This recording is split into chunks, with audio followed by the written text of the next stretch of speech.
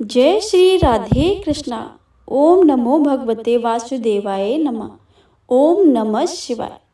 आप सभी को सोनी व्रत कथाएं चैनल की तरफ से सोमवती अमावस्या की बहुत बहुत हार्दिक शुभकामनाएं।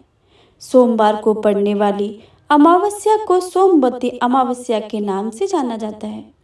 कहते हैं इस अमावस्या पर व्रत रखने से व्यक्ति की समस्त मनोकामनाएं पूर्ण हो जाती हैं। सोमवती अमावस्या पर दान का विशेष महत्व माना जाता है। कहते हैं इस दिन दान करने से ग्रह दोषों से मुक्ति मिलती है। इस बार सोमवती अमावस्या 30 दिसंबर 2024 को है। ऐसे में इस दिन विधि विधान से भगवान भोलेनाथ और भगवान विष्णु का पूजन करना चाहिए। पूजन करने के बाद सोमवती अमावस्या की कथा अवश्य ही श्रवण या पठन करनी चाहिए। हे प्रिय भक्तों, आज के सोमवती अमावस्या के पावन पर्व पर आप सभी के लिए लाए हैं सोमवती अमावस्या की 2 पौराणिक कथाएं। आप सभी से अनुरोध है कि इन कथाओं को पूरे भक्ति भाव और प्रसन्न मन चित्त से पूरा अवश्य सुने और कमेंट बॉक्स में भगवान भोलेनाथ और लक्ष्मी नारायण की जय लिखना बिल्कुल भी मत भूलिएगा। आइए सर्वप्रथम गौरी पुत्र गणेश को याद करके सुनते हैं सोमवती अमावस्या की कथा। प्रेम से बोलिए गौरी पुत्र गणेश की जय। प्राचीन कथा के अनुसार एक नगर में गरीब ब्राह्मण परिवार रहता था। वह परिवार में पत्नी, पति और उसकी एक पुत्री थी। समय गुजरने के साथ साथ पुत्री धीरे धीरे बड़ी होने लगी। वह कन्या सुंदर, संस्कारवान और गुणवान थी, लेकिन गरीब होने की वजह से उसकी शादी नहीं हो पा रही थी। एक दिन उस ब्राह्मण के घर एक साधु महाराज आए। कन्या ने साधु की सेवा की। साधु उस कन्या के सेवा भाव से इतने प्रसन्न हुए कि उस कन्या को उन्होंने लंबी आयु का आशीर्वाद दिया, लेकिन साथ में ये भी कहा कि इस कन्या के हाथ में विवाह योग रेखा नहीं है। तब ब्राह्मण ब्राह्मणी दंपति ने साधु से इसका उपाय पूछा। हे साधु महाराज, कुछ देर सोचने के बाद अपनी अंतर्दृष्टि से ध्यान करके बताया कि यहाँ से कुछ ही दूर एक गांव में सोना नाम की धोबिन महिला अपने बेटे और बहू के साथ रहती है, जो संस्कार संपन्न तथा पति परायण है।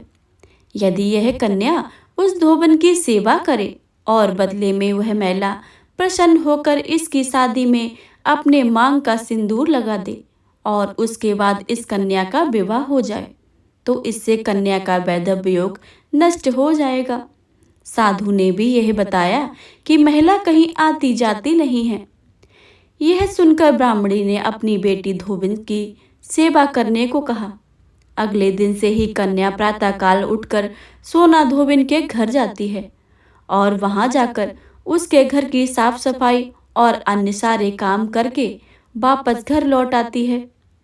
एक दिन सोना धोबिन ने अपनी बहुओं से पूछा कि तुम तो सुबह के सारे काम कर लेती हो और मुझे पता भी नहीं चलता है।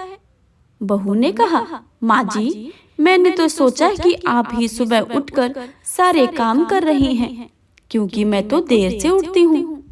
यह जानकर दोनों सास बहू अपने घर की निगरानी करने लगी कि आखिर ऐसा कौन है जो सुबह घर आकर सारा काम करके चला जाता है। कई दिनों के बाद सोना धोबिन ने देखा कि उनके घर में एक कन्या मुंह ढके अंधेरे में आती है और सारे काम करने के बाद चली जाती है। जब वह कन्या जाने लगी तो सोना धोबिन उनके पैरों पर गिर गई और पूछने लगी कि आप कौन हैं और मेरे घर की चाकरी क्यों कर रही हैं। तब उस कन्या ने साधु द्वारा कही गई बात सोना धोबिन को बताई। सोना धोबिन पति परायण थी और उसमें तेज था। जब वह उस कन्या की मदद करने के लिए तैयार हो गई। हे प्रिय भक्तों, सोना धोबिन के पति थोड़े अस्वस्थ थे। उसने अपनी बहू से अपने लौट आने तक अपने घर पे देखभाल करने को कहा। सोना धोबिन ने जैसे ही उस कन्या की मांग में अपना सिंदूर लगाया, सोना धोबिन का पति मर गया। उसे इस बात का पता चल गया। वह घर से निर्जला ही चली थी। यह सोचकर कि रास्ते में कहीं पीपल का पेड़ मिलेगा तो उसे भंवरी देकर उसकी परिक्रमा करके जल ग्रहण करेगी। उस दिन सोमवती अमावस्या थी। ब्राह्मण के घर मिले पुए पकवान की जगह उसने ईंट के टुकड़ों से 108 बार भमरी देकर 108 बार पीपल के पेड़ की परिक्रमा की और उसके बाद ही जल को ग्रहण किया। ऐसा करते ही उसके पति के मुर्दा शरीर में जान वापस आ गई। धोबिन को पति का वापस जीवित हो उठा। इसलिए सोमवती अमावस्या के दिन से शुरू करके जो व्यक्ति हर अमावस्या के दिन भवरी देता है उसके सुख और सौभाग्य में वृद्धि होती है। पीपल के पेड़ में सभी देवताओं का वास होता है। अतः जो व्यक्ति हर अमावस्या को ना कर सके तो वह सोमवार को पड़ने वाली अमावस्या के दिन 108 वस्तुओं की भवरी देकर सोना धोबिन और गौरी गणेश का पूजन करता है, उसे अखंड सौभाग्य की प्राप्ति होती है। ऐसी प्रचलित परंपरा की पहली सोमवती अमावस्या के दिन धान, पान, हल्दी, सिंदूर और सुपारी की भमरी दी जाती है। उसके बाद ही सोमवती अमावस्या को अपने समर्थ के हिसाब से फल, मिठाई, सुहाग सामग्री, खाने की सामग्री इत्यादि की भवरी दी जाती है और फिर भमरी पर चढ़ाया गया सामान किसी सुपात्र ब्राह्मण को या ननद भांजे को दिया जा सकता है। प्रिय भक्तों, तो यह थी अमावस्या के दिन सुनी जाने वाली पहली पौराणिक व्रत कथा। तो प्रेम से बोलिए भगवान विष्णु की जय, लक्ष्मी माता की जय। ओम नमः शिवाय। हे प्रिय भक्तों, अब आप सभी श्रवण करिए अमावस्या के दिन अमावस्या और पूर्णिमा दो बहनों की कथा। तो प्रेम से बोलिए भगवान विष्णु की जय। पौराणिक कथा के अनुसार एक राजा और एक रानी थे। उनकी दो लड़कियां थीं, दो लड़के थे। एक लड़की का नाम पूर्णिमा और दूसरी लड़की का नाम अमावस्या था। पूर्णिमा घर का सारा काम करती थी और भगवान की पूजा पाठ किया करती थी और गाय की सेवा भी करती थी। लेकिन अमावस्या न तो घर का काम करती थी और न ही भगवान की पूजा पाठ करती थी और न ही गौ की सेवा करती थी। फिर भी राजा और रानी अपने दोनों बेटों और अमावस्या को बहुत प्यार करते थे, लेकिन पूर्णिमा से नफरत करते थे। राजा के दोनों लड़के और लड़कियां धीरे धीरे बड़े हो गए। राजा ने दोनों लड़कों का विवाह करवाया। इसके बाद रानी ने कहा कि दोनों लड़कियां भी विवाह के योग्य हो गई हैं, तो उनके लिए भी कहीं पर जाकर रिश्ता तय करके विवाह करवा दो।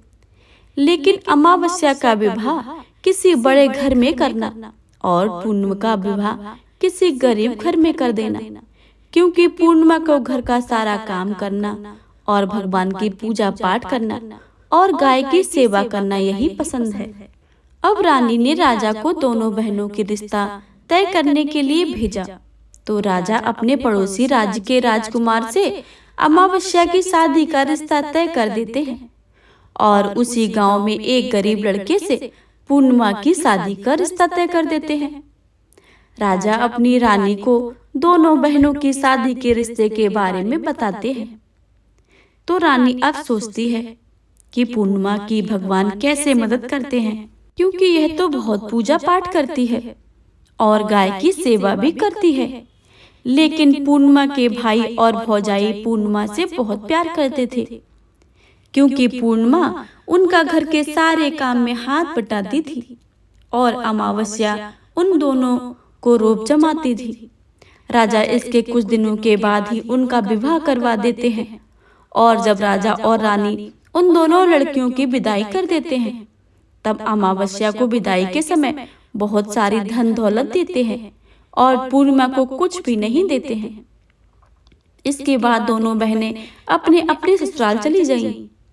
अब एक दिन अमावस्या ने अपने घर शिव चर्चा रखी, जिससे उसने पूरे गांव वालों को घर बुलाया, लेकिन पूर्णिमा को नहीं। जब गांव की औरतें अमावस्या के यहाँ जा रही थीं, तब पूर्णिमा अपने दरवाजे के बाहर बैठी हुई थी। तो उन औरतों ने पूर्णिमा से कहा कि तुम्हारी बहन के शिव चर्चा हो रही है, वहां तुम नहीं चलोगी क्या? पूर्णिमा ने कहा कि मुझे तो बुलाया ही नहीं है, मैं कैसे चल सकती हूँ। औरतों ने कहा कि बुलाया नहीं तो क्या हुआ, वह तो भगवान की सिर्फ चर्चा है। तुम चलो और हमारे साथ। पूर्णिमा उन औरतों के बात मानकर उन्हों के साथ चली जाती है। जब अमावस्या की नजर पूर्णिमा पर पड़ी तो अमावस्या ने गुस्से में आकर पूर्णिमा से कहा कि तू यहाँ कैसे चली आई, तुम्हें तो मैंने बुलाया ही नहीं था। खैर कोई बात नहीं है, तुम आ ही गई हो तो चुपचाप बैठे रहना और इधर उधर घूमना मत। इस तरह से अमावस्या ने पूर्णिमा की गरीबी का मजाक उड़ाया। अमावस्या की यह बातें सुनकर पूर्णिमा की आंखों में आंसू की धारा बहने लगी और भगवान शिव से हाथ जोड़कर पूर्णिमा मन ही मन विनती करने लगी, हे भगवान, क्या पूजा पाठ करना, घर का काम करना और गौ सेवा करना यह सब गलत है? आखिर मेरा कसूर क्या है? हे प्रिय भक्तों, अब आप ही कृपा करके मुझे पर। पूर्णिमा बारंबार भगवान से यही प्रार्थना करती रही। जितने में शिव चर्चा पूरी हो गई, अब अमावस्या भगवान का प्रसाद बांटने लगी तो उसने सबको भगवान का प्रसाद दिया, लेकिन पूर्णिमा को नहीं दिया। पूर्णिमा बिना प्रसाद के ही घर लौटने लगी तो रास्ते में उसने क्या सोचा कि बच्चे प्रसाद मांगेंगे तो मैं क्या उन्हें दूंगी। उसने सोचा कि मैं अपने मायके अपने भाई और भौजाई के यहाँ आऊंगी और वहां से बच्चों के लिए कुछ लेकर जाऊंगी। ऐसा सोचते हुए वह अपने घर आ गई और उसने अपने पति और बच्चों से कहा कि मैं अपने मायके जा रही हूँ। उन्होंने कहा कि ठीक है और पूर्णिमा मायके के लिए रवाना हो गई। चलते चलते एक चबूतरा आया जिस पर तुलसी का पौधा लगा हुआ था और उस चबूतरे पर एक बूढ़ी औरत बैठी हुई थी। वह कोई और नहीं, साक्षात तुलसी माता ही थी। उस बूढ़ी औरत ने पूर्णिमा से कहा कि बेटी, तुम कौन हो और कहाँ जा रही हो? तो पूर्णिमा ने अपना परिचय दिया तो उस बूढ़ी औरत ने पूर्णिमा से कहा कि यह तुलसी का पौधा सूख रहा है, इसमें थोड़ा पानी डाल दो और इस चबूतरे की साफ सफाई कर दो, जिससे मुझे थोड़ी ठंडक मिलेगी। पूर्णिमा ने कहा कि ठीक है माँ जी। उसने तुलसी में पानी डाला, चबूतरे की साफ सफाई की और उस बूढ़ी औरत को भी नहला दिया और उसके पैर दबाए और कहा कि माँ जी और क्या काम है? माँ जी उससे कहने लगी, कुछ नहीं है, अब तुम जाओ और वापस आते समय मुझसे मिल कर जाना। पूर्णिमा ने कहा कि ठीक है माँ जी और वह वहां से रवाना हुई। तो चलते चलते आगे एक शिव मंदिर आया। वहां पर भी एक बूढ़े बाबा मिले जो चबूतरे पर बैठे हुए थे। वह कोई और नहीं था, साक्षात भगवान महादेव ही थे। उन्होंने पूर्णिमा से कहा कि बेटी, तुम कौन हो और कहाँ जा रही हो? पूर्णिमा ने अपना परिचय दिया। फिर उस बूढ़े बाबा ने पूर्णिमा से कहा कि इस चबूतरे और इस मंदिर की साफ सफाई कर दो। बेटी पूर्णिमा ने कहा कि ठीक है बाबा और उसने चबूतरे और मंदिर की साफ सफाई की और पूजा पाठ की और उस बूढ़े बाबा को भी नहला दिया और कहा कि बाबा और क्या काम है? तो उस बूढ़े बाबा ने कहा कि कुछ नहीं बेटी, अब तुम जाओ और वापस आते समय मुझसे मिलकर जाना। पूर्णिमा ने कहा कि ठीक है बाबा और वह वहां से रवाना हो गई। हे प्रिय भक्तों, अब और आगे चलते चलते काली माता का मंदिर मिला। वहां भी एक बूढ़ी औरत चबूतरे पर बैठी हुई थी। उस बूढ़ी औरत ने पूर्णिमा से कहा कि तुम कौन हो बेटी और कहाँ जा रही हो? पूर्णिमा ने अपना परिचय दिया। तब उस बूढ़ी औरत ने पूर्णिमा से कहा कि बेटी, यहाँ सब पूजा पाठ करने आते हैं, लेकिन मंदिर की साफ सफाई कोई नहीं करता है, इसलिए इस चबूतरे और मंदिर की साफ सफाई कर दो। पूर्णिमा ने कहा कि ठीक है माँ जी। तब पूर्णिमा ने मंदिर और चबूतरे की साफ सफाई की और पूजा पाठ की और माता का श्रृंगार किया और उस बूढ़ी औरत को भी नहला दिया और बूढ़ी औरत के पैर दबाए। पूर्णिमा ने कहा कि और क्या है काम माँ जी? तब उस औरत ने कहा कि कुछ नहीं है, अब तुम जाओ और वापस आते समय मुझसे मिलकर जाना। तब पूर्णिमा ने कहा कि ठीक है माँ जी। इसके बाद वह वहां से रवाना हुई और थोड़े आगे चलते चलते एक नदी आई। नदी के किनारे एक बूढ़ी औरत बैठी थी। वह साक्षात गंगा मैया थी। उस बूढ़ी औरत ने कहा कि तुम कौन हो बेटी और कहाँ जा रही हो? पूर्णिमा ने अपना परिचय दिया। इसके बाद उस औरत ने पूर्णिमा से कहा कि इस नदी पर स्नान करने तो सब आते हैं, लेकिन यहाँ की साफ सफाई कोई नहीं करता है, इसलिए तुम इस किनारे पर साफ सफाई कर दो। पूर्णिमा ने कहा कि ठीक है माँ जी। माँ जी पूर्णिमा ने वहाँ पर साफ सफाई की और उस बूढ़ी औरत के पैर दबाए और कहा कि और कोई काम है तो बता दीजिए माँ जी। माँ जी उस बूढ़ी औरत ने कहा कि कुछ नहीं है बेटी, अब तुम जाओ और वापस आते समय मुझसे मिलकर जाना। इसके बाद पूर्णिमा नाव में चढ़ने लगी तो नाव फूलों से सजी हुई थी। वह नाव में बैठकर नदी के दूसरे किनारे पर उतर गई। इसके बाद वह अपने पीहर के घर पर पहुंची। वहां पर पूर्णिमा के भाई भौजाइयों ने उसे देखा तो बहुत खुश हुए और उन्होंने पूर्णिमा की बहुत खातिरदारी की और खूब सारी बातें करते हुए कहा कि बच्चों को भी साथ लेकर आती। इसके बाद सब खाना खाकर सो जाते हैं और सुबह जब पूर्णिमा ने अपने ससुराल जाने के लिए कहा तो भाभीियों ने उसे एक लाल साड़ी दी और एक थैले में बच्चे के लिए कपड़े और खाने पीने के लिए कुछ सामान रख दिया और कहा कि तुम बहुत दिनों के बाद आती हो, जल्दी जल्दी आया करो।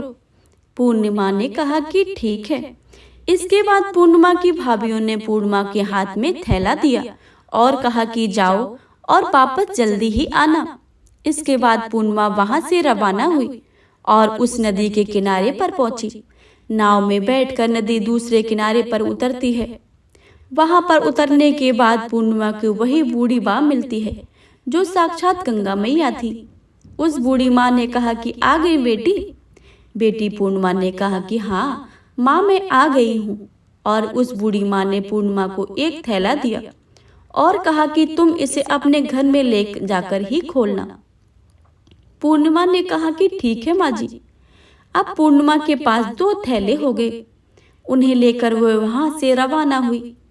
पूर्णिमा जब आगे चली तो वहां काली माता का मंदिर आया।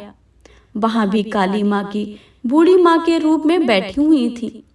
उसने भी कहा कि बेटी पूर्णिमा कहाँ हो? माँ जी मैं आ गई हूँ। तो काली माँ ने भी उसे एक थैला दिया और कहा कि इसे घर ले जाकर ही खोलना। पूर्णिमा ने कहा कि ठीक है माँ जी। माँ जी अब और पूर्णिमा के पास 3 थैले हो गए। पूर्णिमा ने एक थैला सिर पर लिया और एक एक हाथ में लिया और वह वहां से रवाना हुई। वह वहां से आगे चली तो वहीं भगवान शिव का मंदिर आया। वहां पर भगवान शिव बूढ़े बाबा के रूप में बैठे हुए थे। तो उन्होंने कहा कि बेटी आ गई हो? तो पूर्णिमा ने कहा कि हाँ बाबा मैं आ गई हूँ। तो उस बूढ़े बाबा ने भी पूर्णिमा को एक थैला दिया और कहा कि इसे अपने घर ले जाकर ही खोलना। पूर्णिमा के पास 4 थैले हो गए। अब पूर्णिमा के पास 4 थैले हो गए थे। अब भला वो अकेली 4 थैलों को कैसे ले जा सकती थी? इसलिए उसने पुरानी साड़ी निकाली और उन 4 थैलों को साड़ी में इकट्ठा बांध लिया। अब पूर्णिमा वहां से रवाना हुई और थोड़ा आगे चली तो वहीं तुलसी माँ बूढ़ी औरत के रूप में बैठी हुई मिली। उसने पूर्णिमा से कहा कि आ गई हो बेटी? तो पूर्णिमा ने कहा कि हाँ माँ जी मैं आ गई हूँ। तो तुलसी माँ ने भी पूर्णिमा को एक थैला दिया और कहा कि इसे घर ले जाकर ही खोलना। पूर्णिमा ने कहा कि ठीक है माँ जी। अब पूर्णिमा के पास 5 थैले हो गए थे। पूर्णिमा वहां से भी रवाना हुई और सीधे अपने घर आकर आ गई। पूर्णिमा ने थैलों को नीचे रखा और सबसे पहले उसने मायके का थैला खोलकर देखने लगी तो उसमें बच्चों के लिए अच्छे अच्छे कपड़े और बच्चों के खाने पीने की चीज और कुछ गहने थे। पूर्णिमा ने अपने बच्चों को वो नए नए कपड़े दिए और खाने पीने की चीजें दी तो बच्चे बहुत ही खुश हो गए। अब पूर्णिमा ने दूसरा थैला खोला जो गंगा माँ ने दिया था। उसने सोना चांदी भरा हुआ था। अब पूर्णिमा ने तीसरा थैला खोला जो उसे काली माँ ने दिया था। उसमें 16 श्रृंगार का सामान भरा हुआ था। हे प्रिय भक्तों, अब पूर्णिमा ने चौथा थैला खोला तो उसमें भगवान शिव ने धन संपत्ति और सारी खुशियां भरी हुई थीं। अब पूर्णिमा ने 5वां थैला खोला जो उसे तुलसी माता ने दिया था। उसमें चावल, दाल और 7 प्रकार के धान भरा हुआ था। अब पूर्णिमा के घर में किसी भी चीज की कोई कमी नहीं थी और उसका परिवार घर धन धान्य से परिपूर्ण हो गया। अब पूर्णिमा और उसका परिवार खुशी खुशी से रहने लगे।